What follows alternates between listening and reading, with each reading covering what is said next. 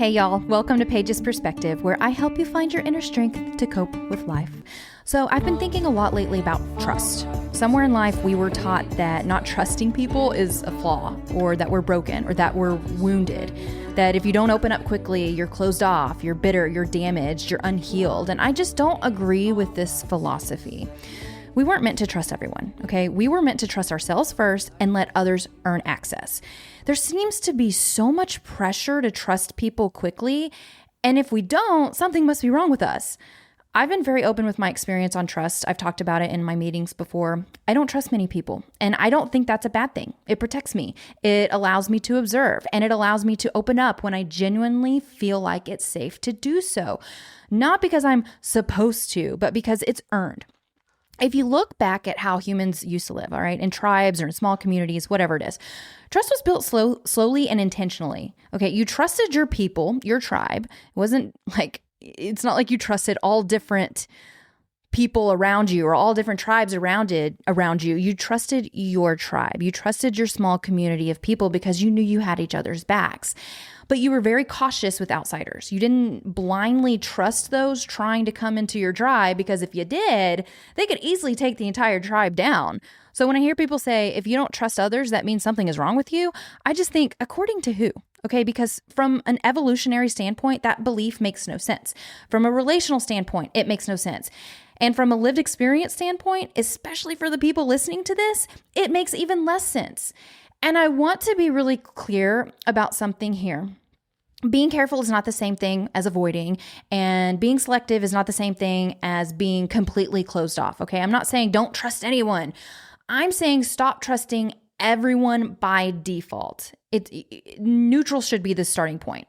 Not trust, not suspicion, just neutral. Let people show you who they are. Somewhere along the way, caution started getting pathologized, okay? Instead of saying, it makes sense that you're careful after what you lived through, people start saying, you're guarded because you're wounded, or you're not healed. And that's a dangerous message, in my opinion, because for a lot of people, especially spouses and partners who have lived with someone in active addiction, the issue was never that they didn't trust enough. It was that they trusted too much. They trusted the words over patterns. They trusted apologies over behavior. They trusted intentions over impact. They trusted because they were loyal, because they were compassionate, because they believed in their relationship, because we're meant to be in trusting relationships. And those aren't bad traits, okay? But when you're told that not trusting means you're broken, you're going to start overriding your instincts, and you start questioning your own discomfort. You start explaining away the red flags and start thinking, maybe I'm the problem for not feeling safe yet. And that's how people stay stuck. We've taken something very normal, discernment, and turned it into a diagnosis. But discernment is not fear. It's not avoidance. It's not a trauma response by default. Discernment is simply saying, I'm going to pay attention before I give you access to me. That's not unkind. That's not hateful. That's not mean. That's actually very wise. Trust is not something that someone just declares. It's not something they demand, and it's not something you owe them because they want closeness. Trust is built over time, through consistency, through how someone handles stress, through how they respond to boundaries, through their actions instead of their words, through their behavior, whether their behavior lines up with their words. And if someone hasn't showed you that yet, it doesn't mean you're damaged for not trusting them. It means you're paying attention. I think a lot of people confuse openness with health, being healthy.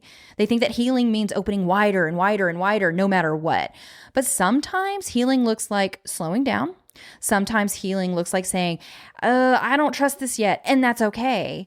Sometimes healing looks like letting people earn their way into your inner world instead of handing it over immediately. And that doesn't mean you're avoiding connection, all right?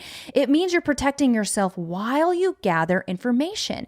To me, this is common sense. This is natural. This is how I feel I've been for a long period of time. I am an observer. I don't blindly give trust away. What actually concerns me is how often people are made to feel defective for having instincts, okay? As if your body hasn't been keeping score, as if your nervous system hasn't been collecting data, or as if your hesitation came out of nowhere. You don't need a diagnosis to justify caution, okay? We don't need to diagnose everything just because we have caution. You don't need to label. You don't need to label everything to explain why you're not ready. And you don't need to force trust in order to be healthy. Trusting yourself comes first. You can say, I'm open, but I'm watching. I'm observing. I'm witnessing. And that's the balance I want people to hear. It's not avoidance. It's not walls. It's not isolation, but it's earned trust. You're allowed to move slowly. You're allowed to be selective. You're allowed to let people prove they are safe. And that's not being broken. That's being human. And honestly, it's one of the most important skills we have, knowing who to trust and who not to trust. We don't need to pathologize that. We need to normalize it. So I know there are many spouses and partners where their addicted partner may say things like, trust is all we have. We need to trust each other and be open in order to have a healthy relationship. Well, this is true in healthy relationships. It does not apply in these dynamics until they rebuild that trust and prove they are trustworthy, which, FYI, will not happen in active addiction. And sometimes it doesn't happen in recovery. Just being real here. If they are constantly pushing you to trust them without them giving you time and space to process and observe, that's a red flag. Matt was very good at allowing me to feel however I felt and didn't push me to trust him quickly. He knew it had to be earned, and that meant he had to be patient. And there was a lot of communication that went along with that as well. I wasn't a complete asshole to him. If I didn't trust him on something, I would bring it up in a kind way and we would have a conversation around it. But the reality is, in these relationship dynamics, you did trust them for a long period of time and they continued to break that trust. So yeah, you don't trust them, which is human and it's meant to protect us. So let's go back to the naive to cynical to wisdom phase that we've discussed occasionally on the podcast. And I mention it in our meetings occasionally as well. Many of us start out naive, and this is in all different levels and all different layers and all different things, but I'm just talking about trust here. We start out naive with trust, and that's where we trust everyone because we haven't learned yet that not everyone is safe. Once the trust has been broken over time, we become cynical, which is better than being naive. This is where we possibly become more angry and not trusting of anyone. Our senses are really heightened and we're very observant of our surroundings, which is not a bad thing, but it's not a place to stay for too long. After the cynical phase, we move to the wisdom phase, which is basically what I'm discussing in this episode. It's when you know who to trust. It's not trusting everyone blindly. It's using discernment and knowing when it's safe to trust. So when many new wheelies hop into the Reclaiming You support meetings, it takes some time to open up, which is completely understandable. Many of us have been hurt so badly, it's very hard to speak up. We want to make sure it's a safe space to trust others, and it is, but it takes time and observing for some to feel okay to open up. And I never force anyone to speak because I know the feeling. Plus, I want to earn that trust and not push it on anyone. My words don't mean anything unless they are backed up by action. Just like we say this about the addict in our life, words are just words.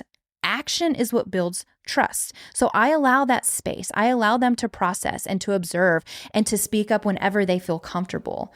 I've talked about how I'm more of an observer myself and how that protects me. But over time, once the people in the meetings feel safe, they truly start to come through. And it is beautiful to watch. The space is safe to be vulnerable because we've all been in similar shoes and know what this life has been like for us.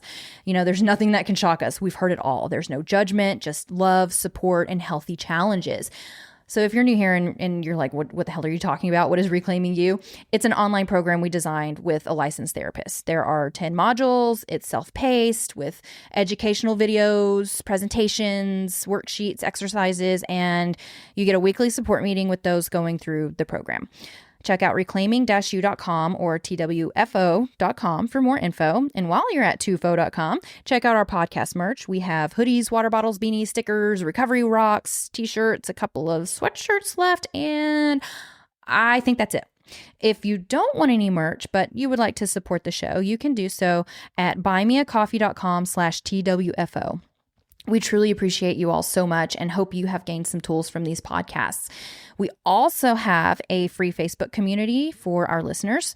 We're pretty particular and have boundaries for those who can come in, and you must be a listener of the show because that's the foundation of what is discussed in the community. We want people who are willing to change their lives and grow. And we also offer free member-led support group calls most of the days of the week. So if you're interested in those, head to the Facebook community as well. So back to the episode for a moment. Trust. It's okay to not trust everyone. I think it's healthy and necessary in order to protect yourself. You get to decide who you trust. They don't get to decide that for you. As humans, we are wired to pick up on patterns of behaviors, not words, patterns. And our trust radar is built based on those patterns. We can't blindly ignore the patterns and trust just because someone tells us to trust them. We must learn to trust ourselves and make healthy decisions based on that. Patterns tell us a lot about a person. And if the unhealthy pattern shows up constantly, it's a red flag. Trust is being lost. So you don't need to trust faster. You don't need to open wider. There's nothing wrong with you if you don't trust very easily. You're allowed to move slowly. You're allowed to protect yourself. And that doesn't make you closed off. It means that you're learning how to feel safe again. So let people show you who they are before you blindly go in and trust them. So that's all I have for this week. Until next time, I'm Paige. Bye.